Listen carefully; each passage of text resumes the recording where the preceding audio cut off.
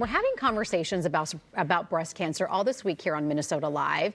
It is the second leading cause of cancer death among women in the United States. Dr. Lisa Hamilton, a breast cancer surgeon with Minnesota Oncology, is here to explain some risk factors, some symptoms to look out for, and some guidelines for screening. Doctor, thanks for joining us today. Great. Thanks so much for having me. Let's talk about the statistics a little bit and how many people are diagnosed with breast cancer every year?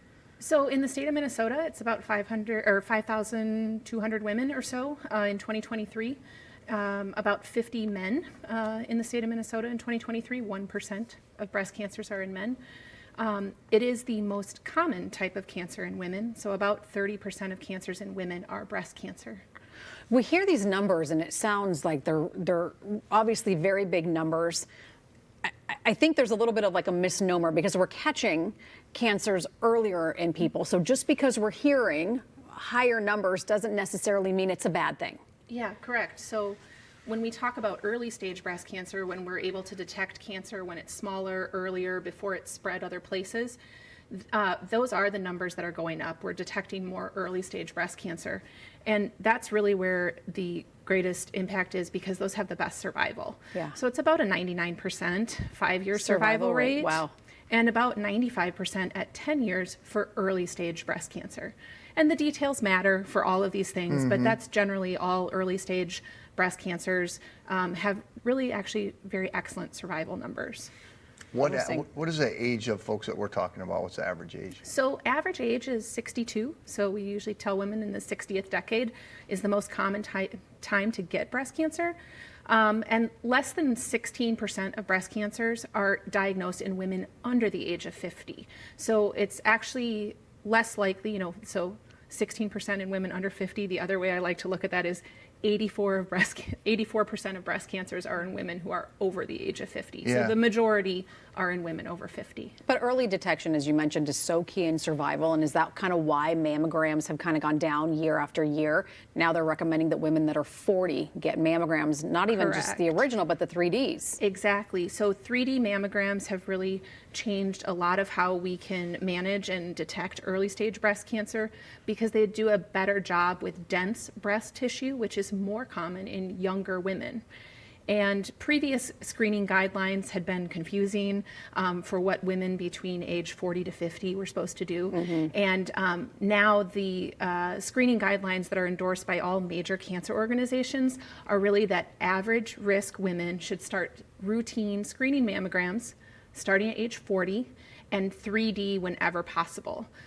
Thankfully, in the Twin Cities, 3D mammography is widely available. There are some places within the state of Minnesota that still only have 2D mammography. So if you have dense breasts, you may want to find a place that has 3D mammograms. But it's much more widely available now than it had been previously. Interesting that 4 million women in the United States are living with a history of breast cancer, but only 5 to 10% are hereditary. Yeah. Which I don't know, I guess I just assumed it was more of a hereditary thing. So that's a really common way of thinking that people have. And when we look at all of the breast cancers, only 5 to 10% are linked to a genetic mutation like BRCA1 or 2. Angelina Jolie has this mutation. Yeah. You hear about those in the news. But really, the biggest risk factors for developing breast cancer are being genetically female and increasing age, so age over 50. Those are the biggest risk factors. We do recommend genetic testing for appropriate women to see if they do carry one of those genetic mutations, but it's actually not the most common factor that influences breast cancer risk. Can we talk about some of the common factors that do play a risk? Like who's most at risk here? Yeah, so again, women and advancing age, those are the two biggest things. But then there's other things that really can move the dial and that we have control over. So we know that women who abstain or have just moderate alcohol intake have a lower risk of breast cancer. The biggest risks are actually with binge drinking. So for women, that's more than 4 drinks in a day or 2 drinks every day. And that's kind of considered higher use. So abstaining or moderate use are recommended. when we talk about other risk factors, physical activity is really important. And so the current recommendation is 150 minutes a week. So that's 30 minutes, 5 days a week of moderate physical activity reduces breast cancer risk. And the other thing, and exercise can help with this, is maintaining a normal healthy body weight. So we know that those women that have a normal healthy body weight have a lower risk of breast cancer. A lot of women want to know if there's a particular diet or way of eating that they can follow. And the one that's the most beneficial for reducing cancer risk, not only breast cancer risk, is the one that helps you maintain a normal body weight. So those are really the biggest things. I think avoiding things that we call known carcinogens, things that we know cause cancer, are smoking, tobacco.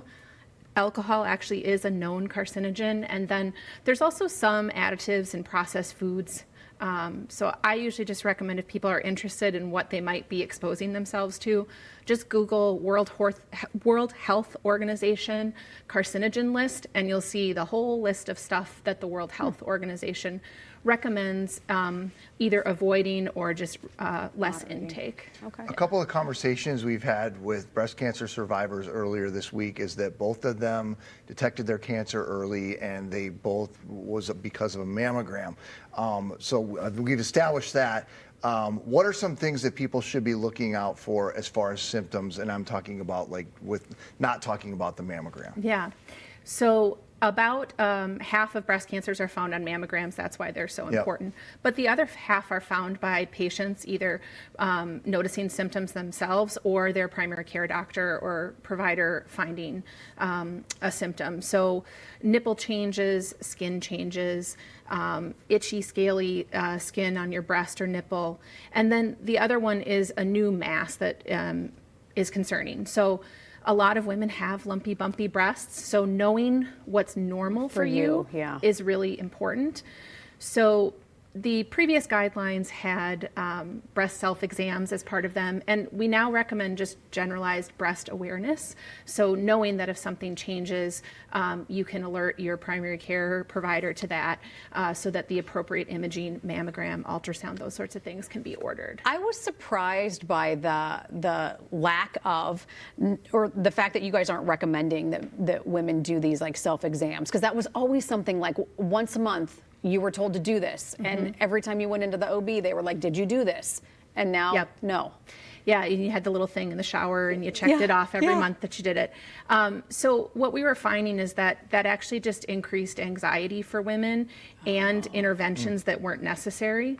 So again, the current recommendation is generalized awareness of your breasts. So if something's different, you can let your doctor know. For women who are at above average risk or who have a history of breast cancer, the recommendation is for clinical breast exams with a healthcare provider twice a year. So those average risk women, really just generalized breast awareness. Women at higher risk or with a history of breast cancer, having your physician or healthcare provider do an exam twice a year is important. Well, this has been really valuable information. Dr. Hamilton, thank you. Yeah, thanks, Doctor. Nice Thank you so much for Appreciate you having me. stopping by. If you would like to connect with the team at Minnesota Oncology, you can find their website on our site, minnesotalive.com.